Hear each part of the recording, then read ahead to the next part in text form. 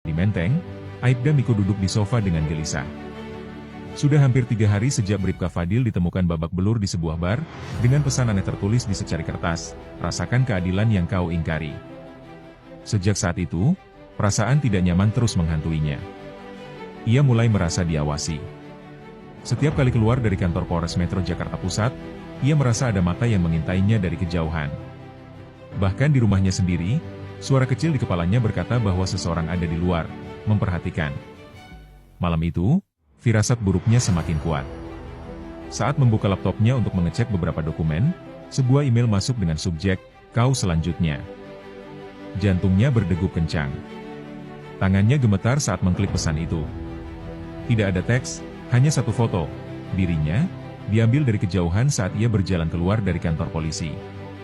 Miko langsung berdiri, napasnya memburu. Seseorang mengincarnya. Di sudut kota yang lain, di sebuah gedung terbengkalai di kawasan kota tua, Aditya duduk di atas sebuah peti kayu, mengamati layar laptopnya. Ia telah menanam alat pelacak di mobil Miko sejak siang tadi, dan sekarang ia bisa melihatnya panik, bergerak tak menentu di apartemennya. Senyum dingin terbentuk di wajahnya. Ketakutan adalah awal dari keadilan. Ia mengangkat ponsel dan menekan nomor anonim. Setelah beberapa detik, telepon tersambung. "Halo?" Suara Miko terdengar serak dan gugup. Aditya tak berbicara. Ia hanya membiarkan napasnya terdengar di ujung telepon. "Siapa ini?" Miko kini benar-benar panik. Dengan suara datar, Aditya akhirnya berbicara. "Seharusnya aku bertanya hal yang sama saat kau masuk ke kamarku tanpa izin."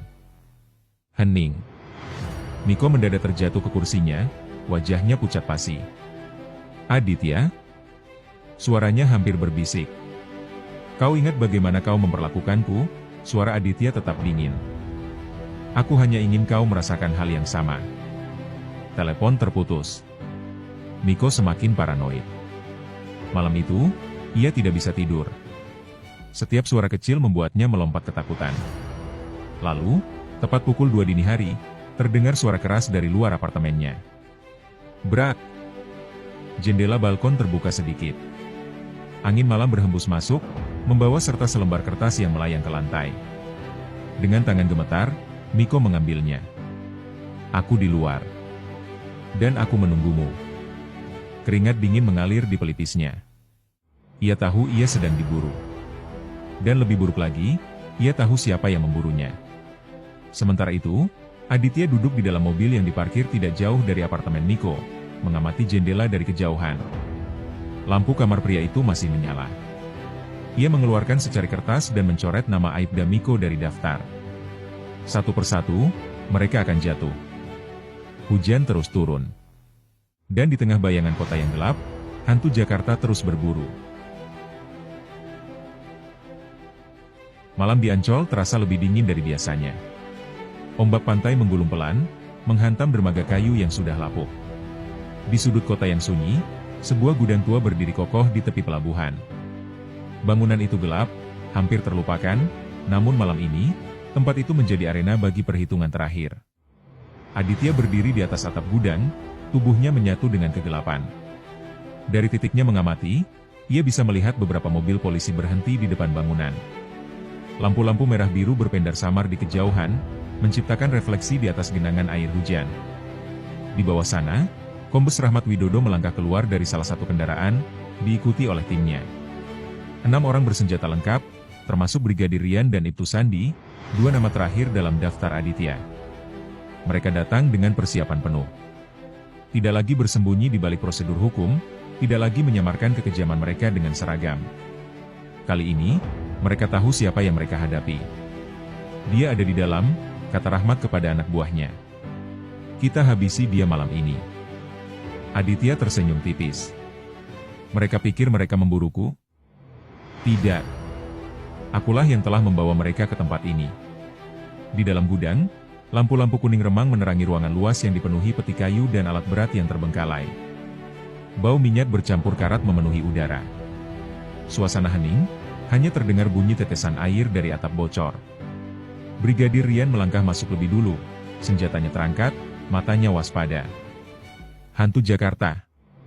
Keluar kalau kau punya nyali," teriaknya, suaranya menggema di dalam ruangan kosong. Tak ada jawaban. Di belakangnya, Ibtu Sandi mengangkat tangannya, memberi isyarat agar timnya menyebar. Mereka berjalan perlahan, menelusuri lorong sempit di antara peti-peti kayu yang disusun tinggi. Dan saat itulah semuanya berubah. Tiba-tiba, lampu-lampu di dalam gudang padam. Kegelapan menyelimuti seluruh ruangan. Sial, salah satu polisi mengumpat. Siapkan senter. Namun sebelum ada yang bisa bereaksi, suara tembakan pertama terdengar. Dor! Seorang polisi terjatuh, senjatanya meluncur ke lantai. Panik melanda mereka. Suara napas berat dan langkah kaki bergegas memenuhi udara. Aditya bergerak cepat, seperti bayangan di dalam kegelapan. Dengan presisi militer, ia menembak lampu satu persatu, membiarkan kegelapan menjadi sekutunya. Rahmat Widodo berteriak, dia hanya satu orang. Habisi dia. Mereka mulai membalas tembakan ke segala arah, tapi mereka menembak ke dalam kehampaan. Mereka tidak tahu di mana Aditya berada.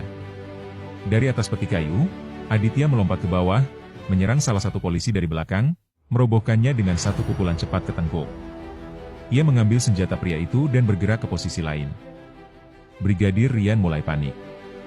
Ia menyapu ruangan dengan senter, tetapi yang ia lihat hanya bayangan-bayangan bergerak. Di mana dia? Teriaknya, suaranya dipenuhi ketakutan. Lalu, tiba-tiba, suara Aditya terdengar dari kegelapan.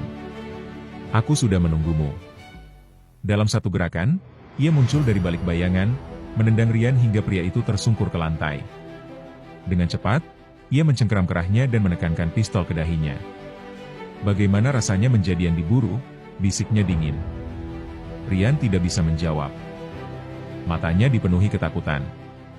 Tepat sebelum Aditya menarik pelatuk, suara Rahmat Widodo menggema di ruangan. Lepaskan dia.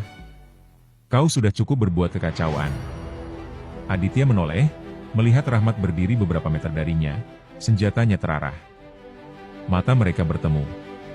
Kau yang seharusnya berhenti, kata Aditya. Kalian sudah lama lupa apa itu keadilan. Hening. Lalu terdengar suara langkah kaki. Dari balik pintu gudang, beberapa orang berpakaian sipil muncul. Inspektur Dimas berada di antara mereka, bersama beberapa petugas dari Propam Polda Metro Jaya. Turunkan senjatamu, Aditya, kata Inspektur Dimas. Ini sudah selesai. Aditya diam. Ia memandang Rian yang masih gemetar di bawahnya, lalu menoleh ke Rahmat. Dengan tarikan napas panjang, ia akhirnya melepaskan genggamannya dan menjatuhkan senjata. Rahmat menurunkan pistolnya, sementara petugas Propam segera menangkap Rian dan anggota timnya. Mereka tidak datang untuk Aditya. Mereka datang untuk menahan para polisi korup yang selama ini menodai institusi mereka sendiri. Aditya menatap Inspektur Dimas. Kau tahu aku tidak akan berhenti jika mereka tetap bebas. Dimas mengangguk. Dan aku tahu kau tidak bisa selamanya berada dalam bayangan. Aditya tersenyum tipis, lalu melangkah pergi ke dalam kegelapan. Malam ini, pertempuran berakhir. Tetapi bagi Aditya, perang untuk keadilan tidak pernah selesai. Langit Jakarta masih kelam ketika Aditya berjalan menjauh dari gudang tua di Ancol. Udara dingin menampar wajahnya, tapi hatinya justru terasa lebih panas dari sebelumnya. Di belakangnya, suara sirene mobil polisi mulai terdengar mendekat. Inspektur Dimas dan timnya sibuk mengamankan para polisi korup yang telah menjadi targetnya selama ini. Ia bisa saja melarikan diri, menghilang ke dalam bayang-bayang seperti yang selalu ia lakukan. Tapi kali ini, ada sesuatu yang menahannya. Ada sesuatu yang belum selesai. Di kejauhan, Kombes Rahmat Widodo berdiri diam, memperhatikan Aditya dengan sorot mata penuh kebencian. Ia telah kalah. Anak buahnya telah ditangkap. Namun, ada sesuatu dalam cara pria itu menatap Aditya, sesuatu yang mengatakan bahwa ini belum benar-benar berakhir. Aditya berhenti sejenak, lalu berbalik. Ini belum selesai, kan? Tanyanya dengan nada dingin. Rahmat menyeringai kecil, meskipun jelas bahwa ia kini bukan lagi sang pemburu, melainkan buruan. Kau boleh menang hari ini, jawabnya pelan. Tapi dunia ini tidak sesederhana yang kau pikirkan. Tidak ada yang benar-benar bersih, termasuk kau. Aditya mendekat, berdiri hanya beberapa langkah darinya. Matanya menusuk, tajam seperti belati.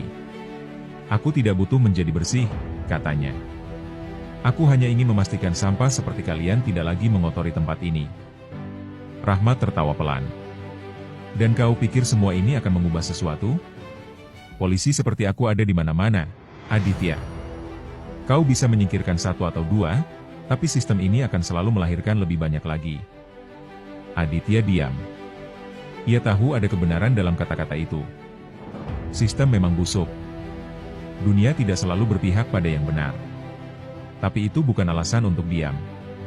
Tanpa berkata apa-apa lagi, ia melangkah pergi, meninggalkan Rahmat dalam kejatuhannya.